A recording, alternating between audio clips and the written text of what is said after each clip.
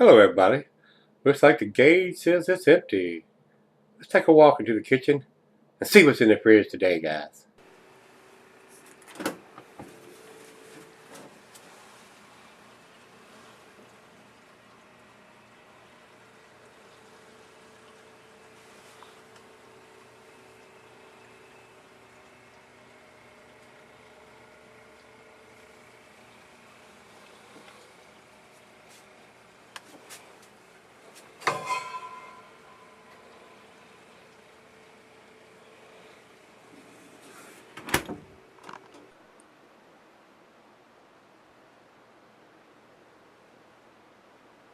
Hello everybody, thanks for stopping by Gregsbeerreviews. Today, I had thought I'd reviewed this one for y'all guys, and one of my subs said, have you done this? And I went to look at it and I'm going, boy, I've had a bunch of them, but I guess it slipped through the cracks, guys. This is Smuttynose Robust Porter. This is actually one of my favorites. I drink this probably at least once a month, if not every other month. So it's definitely on the top 10 list, guys, as far as an easy drinking sessionable beer and something I can get ready available at the Kroger store down here that doesn't cost me an arm and a leg. I mean, a 6-pack of this is less than $10. So for this quality and caliber of beer, it's definitely worth that if you're into the porters and you like that chocolatey, roasty coffee taste, and that's what this brings to the table, guys. So with that being said, let's get on with this one. This is from Smuttynose out of New Hampshire, an American porter, 6.2% ABV. Let me give you the notes here. It says on this: this hearty mahogany-colored ale is brewed to invoke the dark, full-bodied ales that were a favorite of dock workers and warehouse men. Hence the name porter, and that's basically where that comes from. The people back in earlier days, not in the 1990s or anything, back in the 1800s and maybe even the 1700s, the people that worked on the docks and stuff, in the warehouses and stuff. I mean, this is before you had soda pop and all that rest of that garbage, and even water, because I don't know how pure. Once you brew the beer, you're boiling the water, so everything's sterile, and I mean, even children drank 2 and 3% beers back in the 1800s because it was safer to drink and it didn't get them crazy, you know, like a lot of the others, heavier alcohols like the stouts and stuff like that would do. But I mean, beer was a staple in everybody's life back then because, you know, it was safe to drink and they could brew it with different ABVs, even something for, I'm not saying babies, but I mean, for children and adults could drink, or even the dock workers could drink this at a 3 or 4% and have 1 or 2 with their lunch and be able to go back and do a job without without cutting their arm off or doing anything crazy like that. So it was a staple in a lot of people's daily lives, even young adults or children back then. So with that being said, that's just the way, and the times have changed nowadays. Everybody, the big government, big brother's trying to look out for everybody with all the laws and rules and regulations, and there is some good to that. I mean, you don't want to be drinking a bunch of beer and get shit-faced and go out and try to drive and kill somebody. That's, whether it's yourself or some innocent people, you don't want to do that. That's why I do all mine here at the house. Yeah. So if you're going to be drinking, don't drive. So if you're going to be drinking a really good beer or heavy beer or big ABV beers, do it at home. That's what I do. So, guys, with that being said, without rambling on any more, so this is a good beer. When Dickens, Mr. Pickwick, or Pickick, a lot of times the W's over there are not pronounced, so they're silent. So I really sometimes don't know how to pronounce some of the beers, like Smithwick's. I've been calling it Smithwick's. The W's, from what I hear, is silent on a lot of stuff over there. So, said, when Dickens and Mr. Pickwick sat down for a pint, we would have been drinking an ale much like a robust porter. This is a smooth and very drinkable beer, characterized by its well-balanced malt and hops, plus subtle notes of coffee and chocolate. And guys, like I said, I've had this beer a bunch of different times, and I thought I had reviewed it, but we're going to review it now. This beer, let's go down here and let's see. This beer is availability year-round. Like I said, 6.2 ABV. I don't think they drank something quite that strong for lunch back then. it would probably been half of that. Probably around a 3-4 at the tops, in my opinion. I wasn't around then, even though I looked like I may have been. I wasn't there then, but what I've read, I mean, they brewed a lot of lighter beers, 3 to 4% beers, to drink at lunchtime or whatever, so you could go back to work.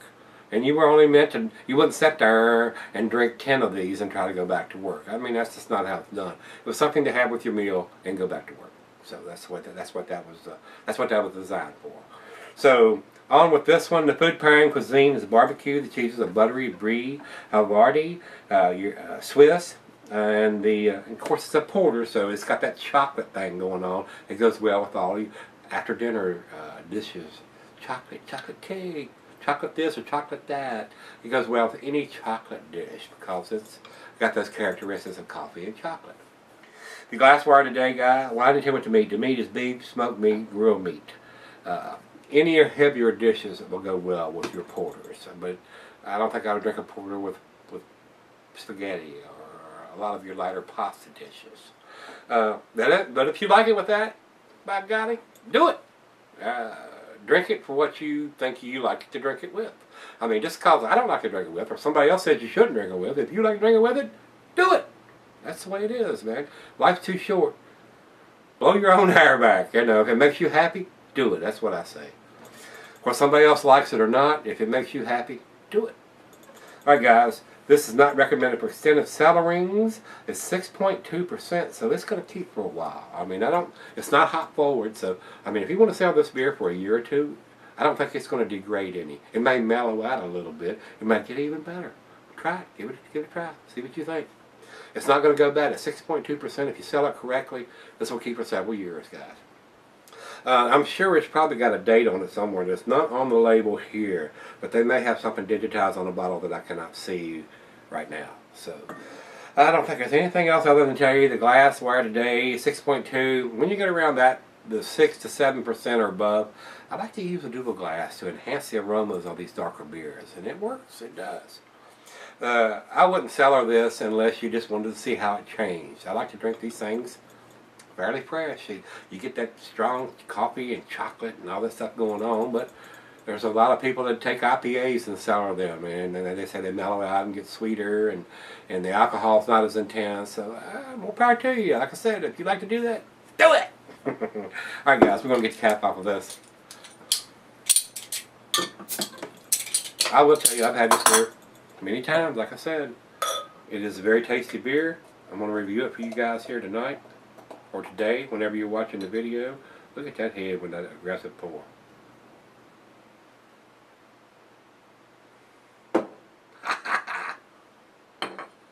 Alright, over into the light. There is none. And a lot of porters, I wasn't there then, but a lot of porters have a lighter taste. You can see a little bit red tinges around the outside of the glass, and this has none. This is a robust porter, so it's a little heavier, a little thicker, a little darker, a little less opaque. Looks very good in the glass, and look, the head is sticking around too. I mean, we still got a 3-finger head there. Probably shouldn't pour it quite as aggressive. Let's get a nose on it.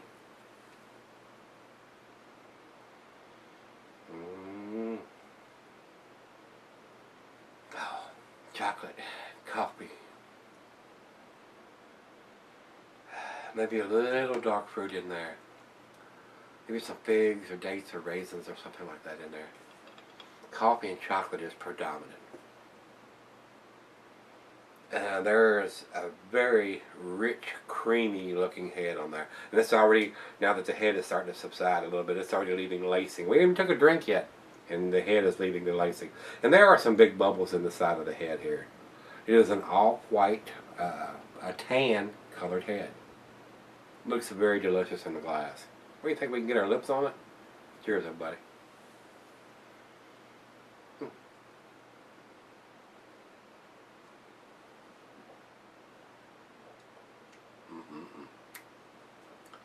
Coffee, chocolate, roasted malt, caramel, toffee.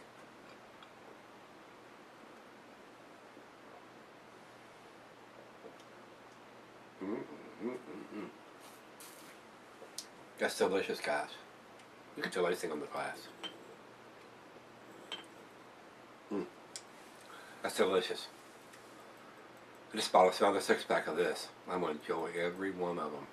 I buy this at least once a month when we see it down here. A lot of times it's out. It comes in, everybody, it's gone. If you don't get there in a day or two after they get the shipment in, everybody knows how good this beer is.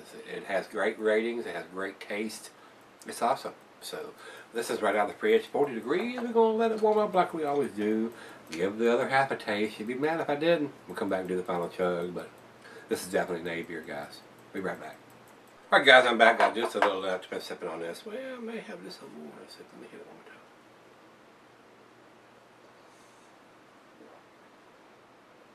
more time. Oh, delicious, guys. If you can get this beer, you need to get it. Roastiness, roasted malt, caramel, toffee, coffee, chocolate. Final chug.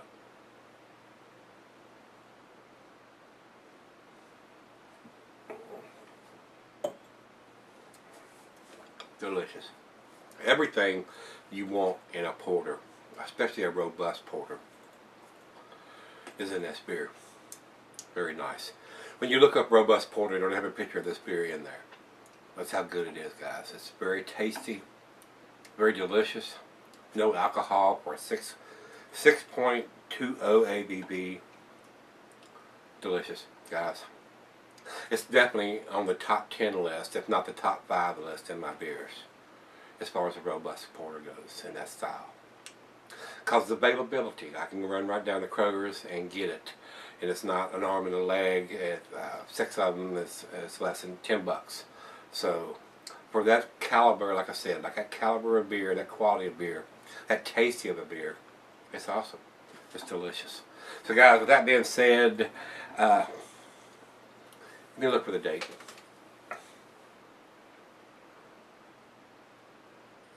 I don't see any dating on the neck at all, and there's nothing on the label. That is the only thing, even though it's not going to go bad. Oh, here we go. Here we go. It's written in yellow. Best by 092513. We're well within that. This is just the end of June. So we've got a few more months to go. So this is just 6 and it's good till 9. Fresh beer. Got the yellow letter. I didn't see it when I had the condensation on it. It's in very tiny letters right here, but it's on there and it's in yellow. I can see it once the beer is empty. And without it being refrigerated on the shelf, you probably can see this date if you look for it. But once it's in the fridge and you get the condensation on it, it kind of disappears a little bit. Wish it was on the label, but next best thing in yellow, not black, right here above the label. So if you know where to look, there it is, guys. So thumbs up on that. I'm going to give it 9 out of 10. It's that good. I probably could step on up to the plate and say it's a 10, but I've actually had just a little bit better. But for a session robust porter, ready, available, very inexpensive as far as 6 of them for less than $10, it's definitely worth picking up. Glad I got a 6-pack. Got 5 more in the fridge. Like I said, I'm going to give it 9 out of 10. Beer Abbott comes up with 93, which is also in their outstanding range, and Rate Beer says 99 overall and 100 in the style. So for a robust porter, like I said, when you look that up, it ought to have a picture of this as one of the top beers in the style. So I agree with that. It's definitely worth picking up. If you can get Smuttynose Robust Porter and you'd like a chocolatey roasty beer, pick it up, give it a try. That's what I say. Alright guys, that's all for this one. It's very delicious.